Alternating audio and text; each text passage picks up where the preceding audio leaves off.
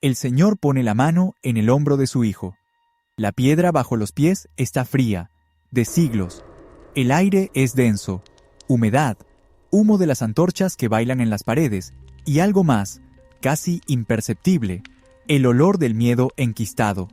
El dedo encuentra una junta casi invisible en la masiva mampostería, y un enorme bloque se desliza sin ruido hacia adentro, abriendo un hueco hacia la oscuridad absoluta. Nadie, nunca, debe saber. Lo pronuncia, marcando cada palabra, y las palabras se reflejan en la piedra, se multiplican y se apagan.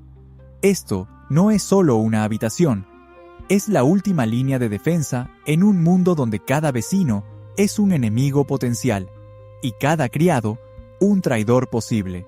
La arquitectura de la paranoia, pura y tallada en piedra. Cámaras secretas, pasadizos ocultos, muros falsos, atraviesan la historia como una especie de sistema nervioso oculto en castillos y palacios.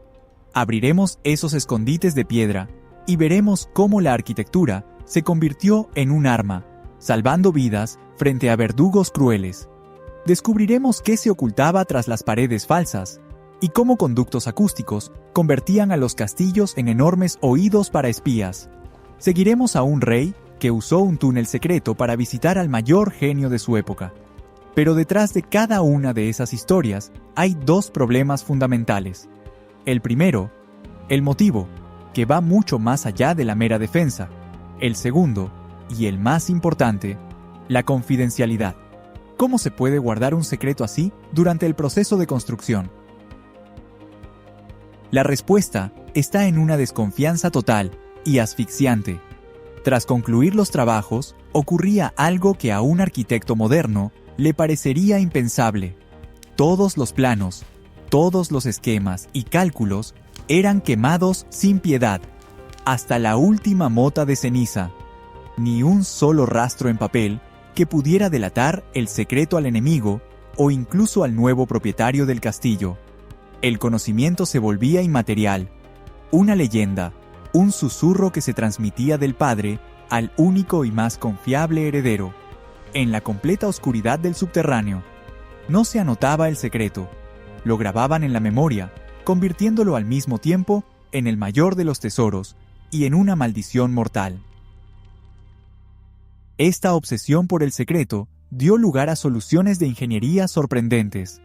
Compartimentos ocultos capaces de aguantar un asedio de varios meses. Pasadizos que permitían literalmente desvanecerse en el aire ante los ojos del enemigo. Herramientas de supervivencia para quienes lo tenían todo, y que cada día temían perderlo. Pero, ¿qué ocurría cuando tecnologías semejantes caían en manos de personas que no poseían absolutamente nada, salvo su fe? ¿Qué construían aquellos por quienes se cazaba no por un castillo, sino por sus convicciones, y cuya única recompensa al ser capturados era una muerte agonizante en el cadalso? La Inglaterra de la época de la Reforma. Allí, por profesar la fe equivocada, no solo castigaban, organizaban un teatro de horror. A un sacerdote católico capturado no le esperaba una muerte rápida. Lo colgaban, pero lo bajaban de la horca un segundo antes de que todo terminara. Le abrían el vientre mientras aún estaba consciente, y solo después lo descuartizaban. Esa crueldad pública y sádica era política del Estado, y dio origen a un tipo de arquitectura muy particular, una arquitectura de salvación. El genio detrás de todo fue un hombre llamado Nicholas Owen. Era un carpintero pequeño y poco llamativo, apodado por sus enemigos Pequeño John. Trabajando solo, construyó toda una red clandestina, creando las llamadas madrigueras de sacerdotes. Pero no eran simples escondites. Eran auténticas obras maestras del engaño, entretejidas en la misma estructura de las casas aristocráticas. Pequeños espacios bajo las escaleras, huecos detrás de paredes falsas de chimeneas, cavidades en las vigas de los entrepisos. Cada madriguera era un prodigio de la ingeniería, un refugio capaz de ocultar a una persona durante varios días, justo bajo las narices de quienes los buscaban. Harvington Hall se convirtió en su obra maestra. Los que perseguían a los sacerdotes entraban en la casa una y otra vez. Registraban cada pared a golpes, levantaban las tablas del piso, rompían los muebles y hallaron escondites, uno, luego otro. La victoria parecía cercana, pero esos refugios estaban vacíos.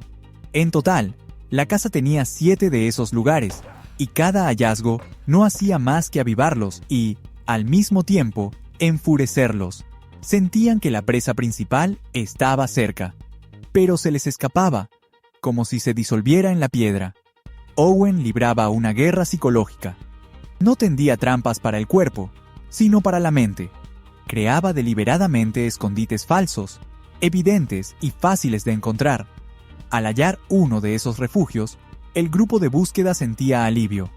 Marcaba la casilla en el informe, se convencía de que el sacerdote había escapado tiempo atrás y que la tarea estaba cumplida. Esas falsas victorias los cegaban y los llevaban a detener la búsqueda, literalmente a pocos pasos del verdadero escondite. La verdad resultó repugnante. El escondite principal en Harvington Hall estaba justo donde el sentido común se negaba a mirar. La entrada se hacía por el hueco de la garderoba, o, en otras palabras, por un retrete medieval. Para sobrevivir, una persona tenía que bajar por un conducto cloacal sucio y pestilente hasta una diminuta grieta en la piedra.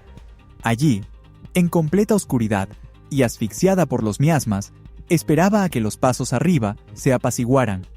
Era el más alto grado de desesperación, el momento en que la vida vale más que cualquier dignidad. La gente soportaba humillaciones inimaginables por una sola razón, simplemente para seguir viva. Pero, ¿qué sucedía cuando esas mismas tecnologías caían en manos de quienes no se escondían de la muerte, sino que decidían sobre las vidas ajenas? ¿Qué ocultaban tras puertas secretas los reyes, los espías y los genios? Cuando la meta ya no era la salvación del alma, sino inmensas riquezas, secretos de Estado robados o encuentros clandestinos con la mente más grande de la época. 2.200 monedas de plata, 21 dinares de oro, un anillo sello con un grabado. Ese tesoro permaneció en la abadía de Cluny casi 900 años, hasta que los arqueólogos dieron con él por pura casualidad. Un tesoro congelado en el tiempo. Los escondites de los gobernantes no eran simples reservas para un día de apuro. Eran bancos esculpidos en la piedra, depósitos cuya mera existencia era un secreto de Estado. Pero el brillo del oro palidece frente al valor de lo que no se puede tocar. Lo más valioso siempre ha sido la información. Por su captura, los castillos se convertían en enormes orejas de piedra. En el espesor de los muros, junto a las chimeneas, se excavaban estrechos conductos acústicos. Desde el salón del trono o la sala de audiencias llevaban a una diminuta cámara oculta. Allí se sentaba un espía, con el oído pegado a la piedra fría. Cualquier susurro imprudente, cualquier conspiración, cualquier traición al Estado, todo eso, amplificado por la arquitectura, llegaba al conocimiento del rey. El aire se llenaba de paranoia. Las propias paredes se volvían traidoras, pero los pasadizos secretos no servían solo para el dinero y las intrigas. A veces se convertían en puentes entre mundos. El rey de Francia, Francisco I, y el mayor genio de la época, Leonardo da Vinci. Uno, gobernante. El otro, pintor e inventor, con casi 60 años. Para verse con él, Francisco ordenó excavar un túnel secreto desde su castillo de Amboise hasta la residencia de Clos-Lucé, donde vivía Leonardo. Ese túnel era un portal a otro mundo, sin etiqueta cortesana, sin oídos ni miradas ajenas. Allí, el rey se volvía un simple aprendiz. El anciano maestro compartía con él sus ideas sobre el vuelo de las aves, la anatomía humana y el orden del universo. Nada de guardias, ni de consejeros. Solo la luz de una antorcha, el crujir de los lomos de cuero y la conversación de dos hombres a los que un trozo de arquitectura subterránea les regaló la posibilidad de ser ellos mismos. Y sin embargo, todas esas historias, sobre tesoros, espías y genios, palidecen frente a un asedio casi mítico. Ese asedio obliga a plantear no solo la pregunta ¿para qué?, sino otra mucho más compleja. ¿Cómo fue posible construir un camino secreto de salvación cuando tu castillo está rodeado día y noche por un ejército enemigo? Un castillo incrustado en la roca. No una fortaleza. Un colmillo que sobresalía de la boca de la montaña. Predjama. Su dueño, el barón bandido Erasmo Lueger, era una leyenda viva. Cuando el ejército imperial vino por su cabeza y vio esa anomalía de piedra, quedó claro: un asedio ordinario allí no funcionaría. Las murallas del castillo eran la propia montaña. Aún así lo cercaron y se pusieron a esperar. Un año entero. Los soldados abajo sufrieron hambre, frío y enfermedades. Erasmo se burlaba sin disimulo. Banqueteaba a la vista de todos. Organizaba fiestas. La culminación de esa burla fueron las cerezas frescas. Imaginen el desespero de un ejército que durante meses come pan seco, observando cómo el enemigo, en la cima de una roca inexpugnable, les arroja los carozos de jugosas cerezas recién recogidas. No fue solo humillación, fue una señal. Su asedio no tiene sentido. Yo tengo un camino invisible hacia la comida y la libertad. Y ese camino atravesaba una gigantesca red de cuevas en la que estaba integrado el castillo. Un año de humillaciones, un año de rabia impotente. El imperio no pudo tomar el castillo por la fuerza, así que lo compró desde dentro. La clave de la caída de Erasmo no fue el ariete ni el cañón, sino un único criado sobornado. No necesitaba abrir las puertas ni envenenar al señor, solo dar la señal en el momento preciso. Un gesto pequeño, imperceptible. Encender una luz en la ventana. Ese momento llegó. Erasmo Lueger se dirigió al lugar más vulnerable de cualquier castillo: la letrina, una pequeña dependencia que sobresalía de la muralla principal. El criado encendió la luz. Abajo, los artilleros ya esperaban. Un disparo certero. Un solo proyectil de piedra.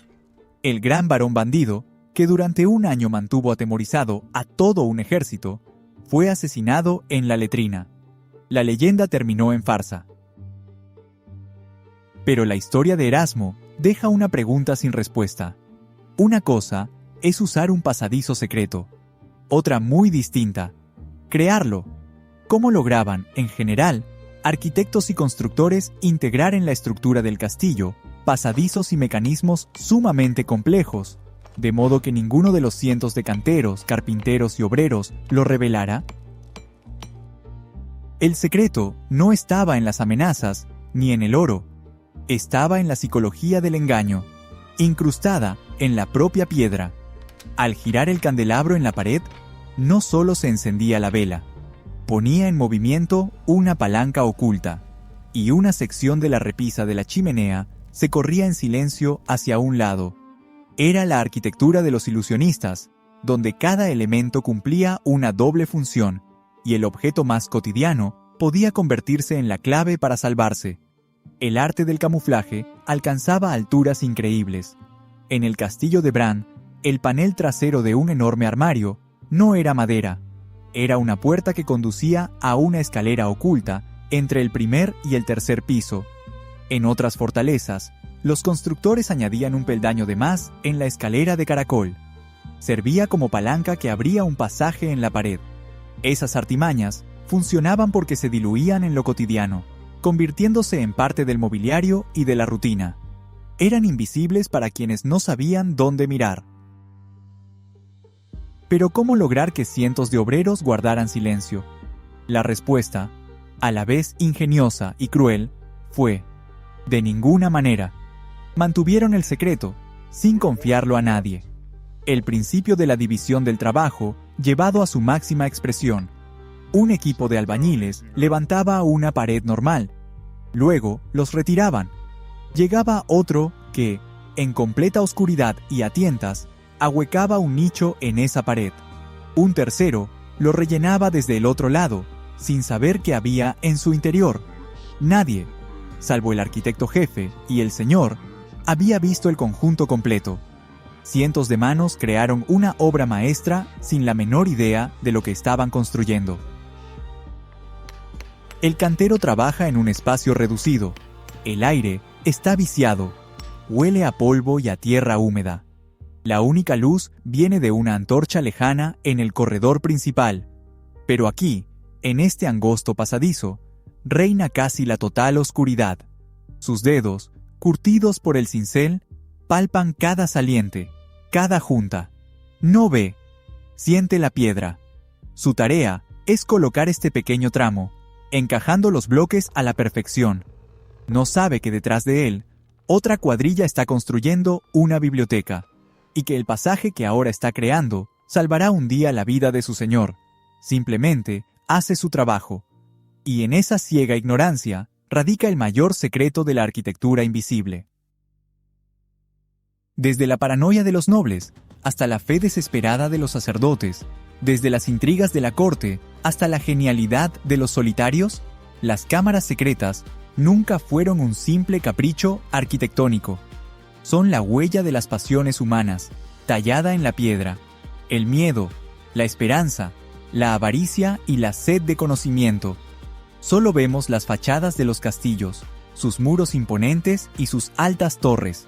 Pero la verdadera historia está oculta en el vacío entre las piedras, y todavía espera a que alguien la lea.